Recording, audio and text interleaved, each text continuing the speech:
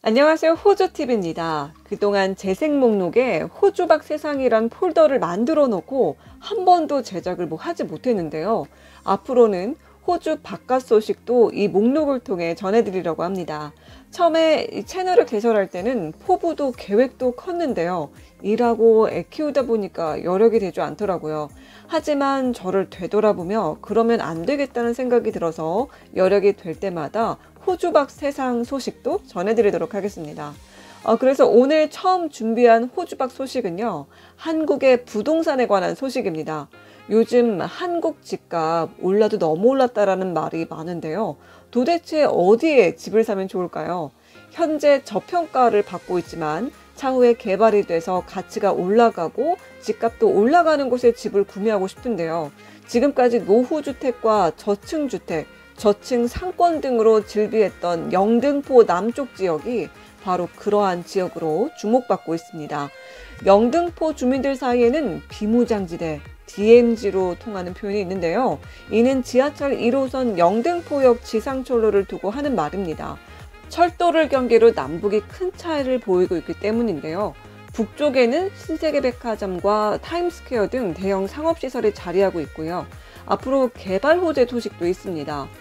쪽방촌과 집장촌을 철거하고 최고 44층 높이의 주상복합 건물이 들어설 예정인데요. 반면 남쪽은 영등포 프로조를 제외하고 노후화된 저층 주택과 상권이 자리 잡고 있기 때문입니다. 그런데 정부가 이곳을 공공개발 후보지로 지난달 말 선정했습니다. 정부는 기본 계획안을 세웠는데요.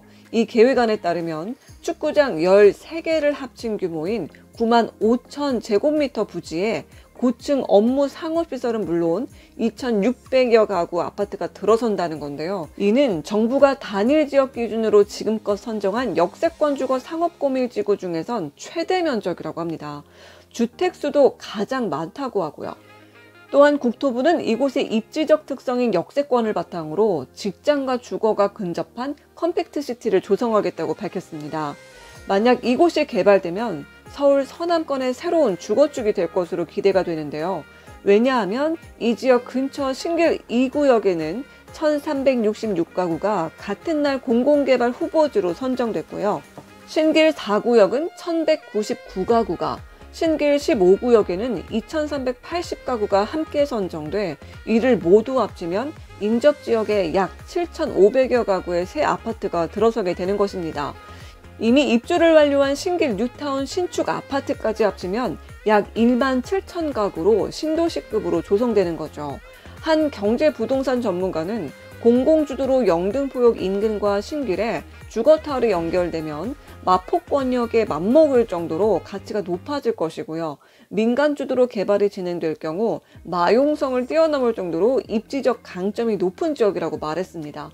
또한 여의도와 시청 등 도심 업무지구와 접근성도 좋아서 개발이 실제로 이루어지면 주거지역으로서의 가치는 급상승할 전망입니다.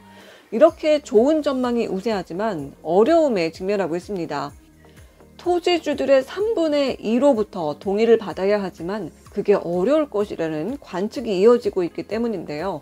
소규모 지분을 보유한 신길동 방향의 토지주들에게는 동의율을 확보할 수 있겠지만 역과 인접한 곳의 상가와 빌라, 다세대 등을 보유한 토지주들은 반대할 가능성이 높은데요. 그 이유는 굳이 개발을 하지 않더라도 높은 임대 수익을 올릴 수 있기 때문입니다. 특히 이 지역에는 수년 전부터 중국인 세입자가 늘어나고 있습니다. 교통이 편리한 데다 임대료가 저렴해 대림동에서 많이 이주했다고 하는데요. 이들이 토지주들의 임대 수익을 받쳐주고 있는 거죠. 실제 조사 결과 역과 가까운 상가와 주택은 월 임대 수익이 1,000만 원이 넘는 곳이 적지 않았습니다. 이사 공급 대책 발표 이후 지어진 신축 빌라도 있고요. 내부 수리를 한 주택도 다수 있어서 굳이 재건축할 필요가 없어 별도 보상책이 없다면 재개발에 동의할 가능성이 낮다는 게 전문가들의 의견입니다. 뿐만 아니라요. 토지주들의 동의를 이끌어내는데 장애물이 될 악재가 또 있죠. 바로 최근 불거진 한국토지주택공사 LH 임직원들의 투기가 그것입니다. 영등포동의 한 공인중개소 관계자는 그렇지 않아도 공공 강제 수용 방식에 따른 거부감이 큰데 투기 의혹이 터진 LH를 믿고 사업을 끌고 갈 수 있겠냐라는 토지주들도 있다고 전했습니다. 이곳은 최소 동의율인 10%를 공공개발 예정지구 지정을 위해 충족해야 하지만 그것도 아직 충족하지 못한 것으로 드러났습니다. 영등포동 공공재개발 추진위원회 사무실은 현재 문을 닫았고요. 연락도 닿지 않는다고 합니다. 영등포 남부 지역 개발은 어떻게 될까요? 잘 추진될 수 있을까요? 앞으로 잘 지켜봐야겠네요.